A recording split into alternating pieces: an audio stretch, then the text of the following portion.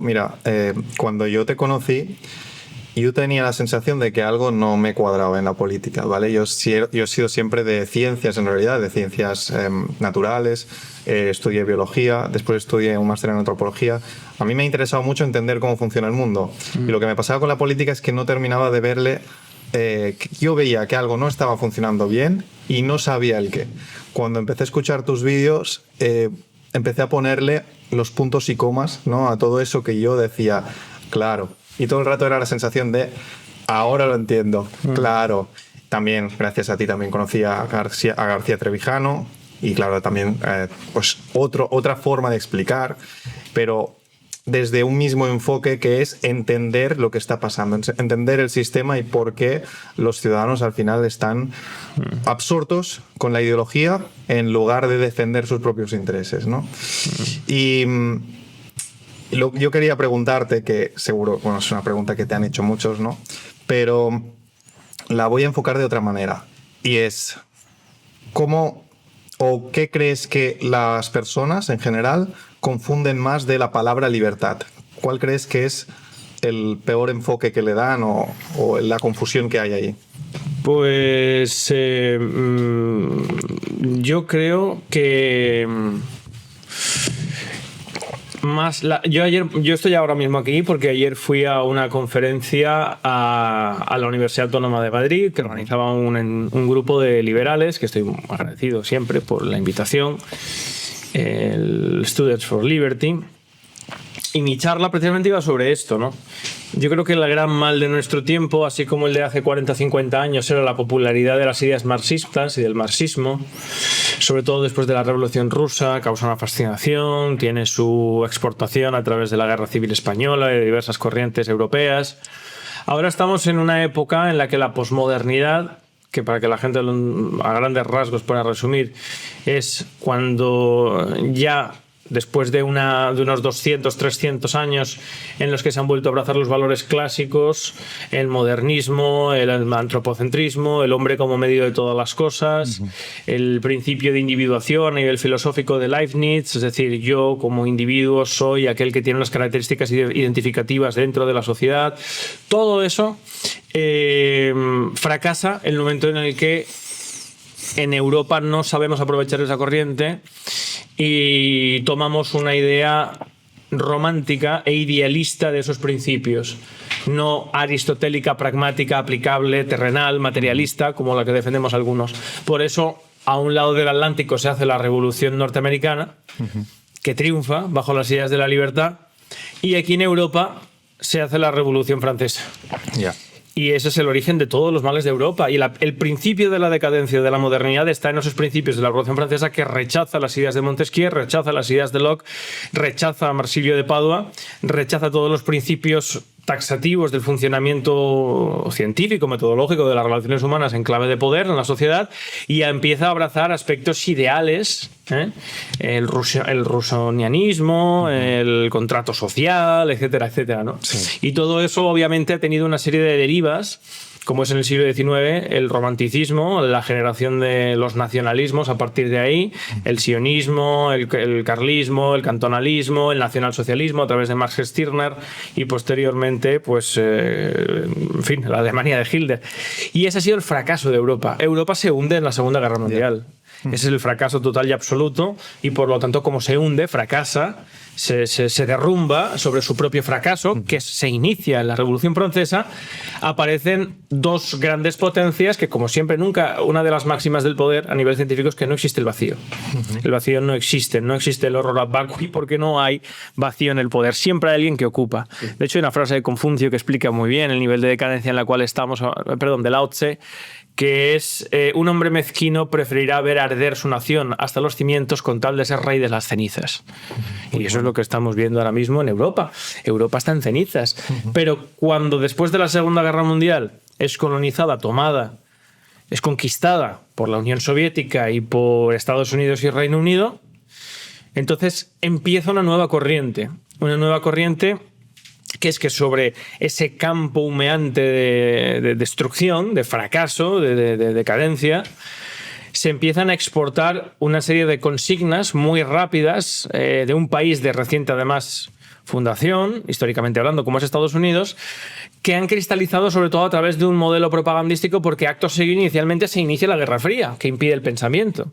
Con el discurso de Schuman, con Churchill ya no era primer ministro, había perdido con Attlee, y sobre todo, fundamentalmente, a raíz de ese plan Marshall, de esa Guerra Fría, se empieza a construir un nuevo modelo de Occidente, una nueva Europa que se basa en la negación o el relativismo de todo el modernismo. Disculpen esta carambola que acabo de dar, pero creo que era bastante importante para explicar cómo no se hace hoy en día lo que es la posmodernidad, para responder a tu pregunta. La posmodernidad es la negación de todo aquello que ha cristalizado en uno de los mayores periodos del ser humano, sí, como es la visión del ser humano dentro del entorno del cual no puede escapar, que es la naturaleza. Y a partir de ahí, a partir de la Segunda Guerra Mundial, Europa empieza a abrazar ¿qué? El relativismo moral, el escepticismo cultural. ¿Por qué? Pues porque Estados Unidos gana una guerra importante junto con la Unión Soviética, pero con dos modelos diferentes. Estados Unidos con un modelo de libertad de mercado, con una deuda muy grande, con una ganancia muy grande porque había empezado a explotar la región del Ruhr y del Sarre, pero tú no puedes ser rico si eres el único rico del mundo. Ya. Requieres de otros para comerciar con ellos y para ser realmente... O sea, no puede haber una clase social si no hay una clase baja. Total. O hay una clase media. A nivel geopolítico es exactamente igual. Por eso se pone en marcha el plan Marshall.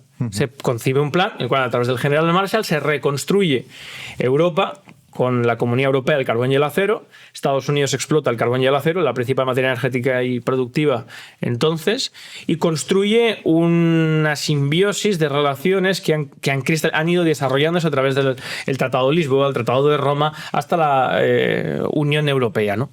Y todo esto, ¿qué es lo que ha hecho? Para que la gente entienda. ¿Por qué Rubén me está hablando de tanta historia? Muy sencillo, queridos amigos. Porque eso hace que sobre ese fracaso de Europa, esa falta de carácter, de independencia, de identidad, sobre todo de identidad, de conciencia de lo que somos, empieza a mandar realmente, empieza a dirigir la política, todas esas consignas que están basadas en el poder económico. En el poder económico de una superpotencia imperial como es Estados Unidos. Por lo tanto, para eso es necesario empezar a vender una serie de consignas superficiales que se cristalizan en la corriente filosófica de la posmodernidad, que es el momento en el que estamos ahora, que está haciendo aguas, porque está llegando incluso ya al absurdo. La posmodernidad tiene sentido en el arte, el cuestionamiento de los principios clásicos, de la perspectiva, el cubismo. Tiene un momento que tampoco es que sea muy brillante en la historia del arte, pero bueno, es un momento interesante, tiene cierta curiosidad, tiene cierto... pues las vanguardias, etcétera, etcétera, ¿no? Pero ¿qué pasa? Eso ya en Europa se convierte y se aprovecha como ideología. Ya. Y esa ideología es la negación de todo carácter propio. La negación de los principios clásicos. No existen textos ni tiene el mismo valor un yo en un Twitter que Aristóteles, porque eso es democrático, ¿no? Hombre, claro, todos tenemos que tener el mismo derecho a opinar y a razonar, y todos tenemos la misma capacidad, porque esa es la verdadera igualdad, ¿no? Eso es la democracia. Que tiene algo tan aberrante como eso, de hecho, eso es la posmodernidad. Y aquí, ¿qué es lo que ha pasado con todo eso? Que la idea de libertad no ha escapado a ese marasmo de propaganda. En los europeos no han conocido nunca la libertad, no saben lo que son. Si precisamente estamos hablando de que hemos llegado a este punto por un fracaso, un derrumbe de no haber conquistado la libertad, como sí que hizo Estados Unidos con la Revolución Norteamericana. Sí. Y que la gente tampoco se confunda. Yo no estoy alabando a Estados Unidos como potencia. Estados Unidos dirige el 90% de su acción de gobierno al exterior, con unas estructuras supranacionales que los padres fundadores nunca concibieron para defender los intereses imperiales de Estados Unidos. Pero obviamente ni John Adams, ni Benjamin Franklin, ni Alexander Hamilton, ni Jay, ni ninguno de los padres fundadores de Estados Unidos estaban pensando en eso cuando concibieron Estados Unidos, sino en liberarse precisamente no del rey Jorge, sino del parlamentarismo inglés que les negó la igualdad a pesar de que fueron apoyados nada más y menos que por Burke. Y entonces, hoy, para responder a tu pregunta, la concepción de la libertad es una etiqueta. Es una etiqueta que se vende, que no se entiende porque el europeo nunca la ha vivido. No sabe lo que es, no se puede identificar con algo que jamás ha tocado, jamás ha experimentado. Es como el preso que cree que es libre porque puede él caminar con sus pies para ir al patio de la cárcel, para ir a comer cuando le dicen que tiene que comer. Él identifica su libertad con su acción dentro de unos límites. Eso es. Cuando la libertad realmente es intentar escapar de la cárcel. Y eso, claro, lo explicas hoy en día y poco más que es como hablarlo con un perro de física. O sea, no estoy diciendo que los europeos seamos perros, sino que estás hablando con un conjunto de personas que es muy difícil que puedan hacer o que puedan llegar al punto en el cual tú o yo hemos llegado de entender realmente cómo funciona la política respecto a las aspiraciones humanas, que no son ideológicas ni son materiales, sino que hay un punto nuclear fundamental que es ideológico y que circunscribe a todo ser humano por el hecho de nacer, que es buscar la libertad y su independencia.